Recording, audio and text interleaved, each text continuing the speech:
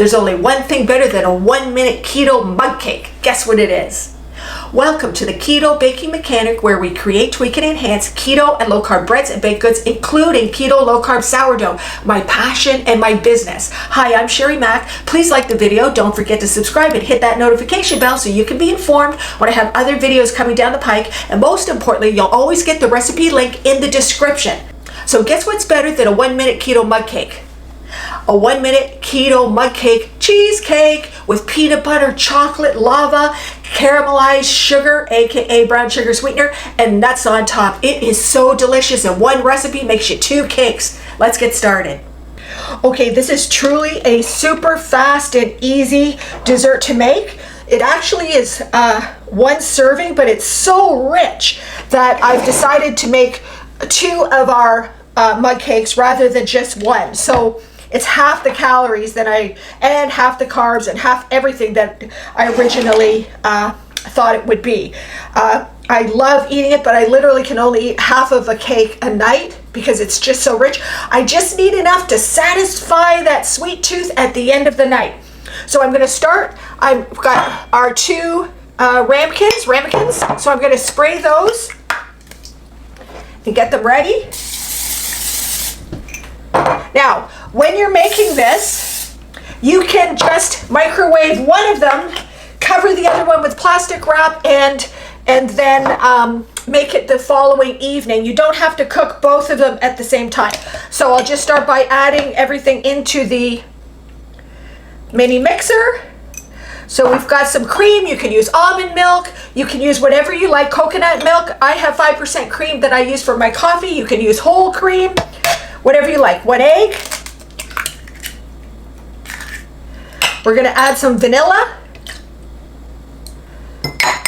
I'm also going to add some, this is 1/4 of a cup of cream cheese. I'm just going to break this in half to make it easier for mixing. Next comes the peanut butter. We're going to add that in.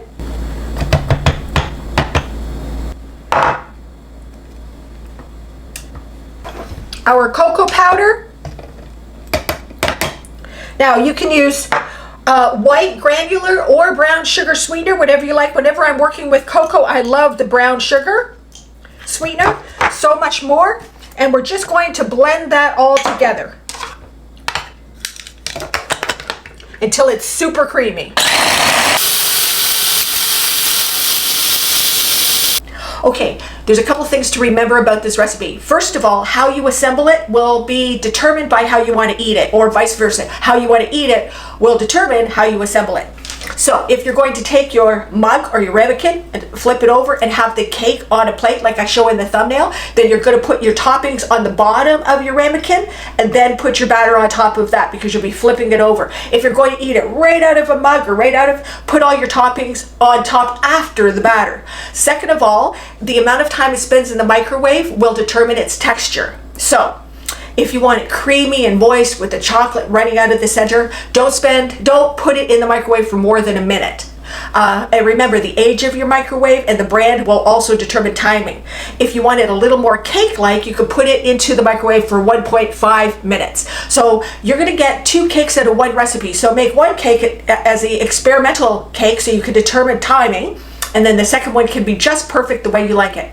Second of all, in the center, you're going to put some pieces of a sugar-free chocolate bar. So the amount of chocolate will determine how runny the lava is. So you can go with 1/2 of a chocolate bar, 1/4 of a chocolate bar, whatever you like. In the center, remember, it's sugar-free, which means it's not going to increase the net carbs per serving. However, it will increase the fat and the calories. So just keep that in mind. Okay, nice. So before I put in the cheesecake batter into the ramekins, and you're first going to put a layer of brown sugar sweetener on the bottom and then sprinkle your favorite nuts on top of the sweetener. Okay, so I'm going to take this out. Now this is always the hardest part with my little mixer, is getting this piece out with your fingers. So I'm just going to, I don't want to waste any of this, so I'm just going to go around here and try to get as much off as I possibly can. We can clean up the container later. Okay, and then I'm going to add half into each one.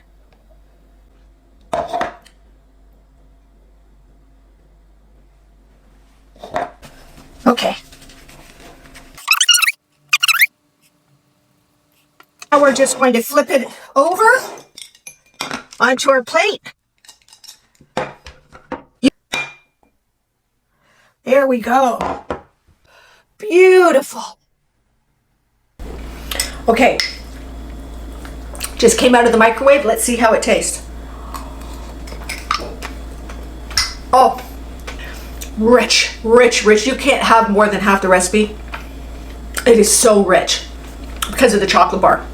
I like it warm, but when it's cold, you get a little bit more of the cream cheese taste. Here you get the cream cheese taste on the aftertaste, but some of the other chocolatey elements come through, and the amount of chocolate you put in will also determine how cheesecake-ish it tastes. The more additives you have, the more it's going to dominate the cheesecake flavor. So you got to balance that out the way that you like it.